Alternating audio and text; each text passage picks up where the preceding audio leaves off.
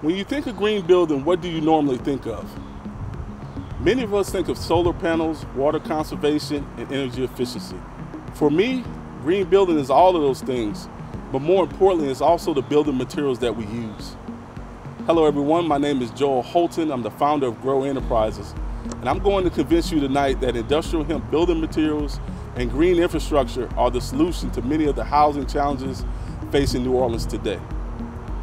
Because New Orleans is in an affordable housing crisis and lacks housing stock suited for our changing climate, we will need more than 17,000 new housing units built by 2029 to keep up with housing demand. In the city of New Orleans, Black-owned businesses only receive 2% of the business receipts in a city where more than 40% of the businesses are Black-owned.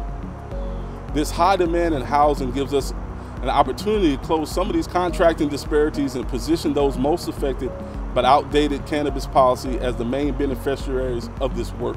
What if we could use this new vision of a green building to address a wide range of issues impacting New Orleanians?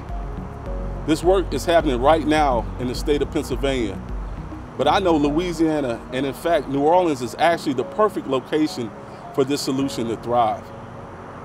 So when you think, what are the things that cause most headaches for residents of New Orleans? Termites and pests, mold, moisture issues, and rising energy costs. We know that industrial hemp building materials can provide better benefits to the occupants of the home than traditional building materials. For one, hemp building materials are termite and pest resistant. They are also mold and mildew resistant.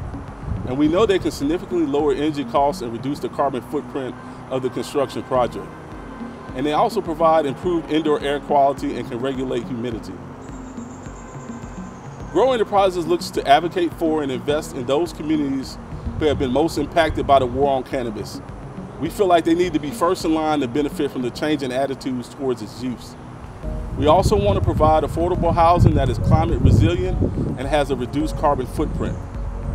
We know BIPOC-owned firms will benefit from these projects with a 90% participation requirement, and we know that this will build an economic base to grow and address the disparities in business receipts that BIPOC-owned businesses experience here in New Orleans.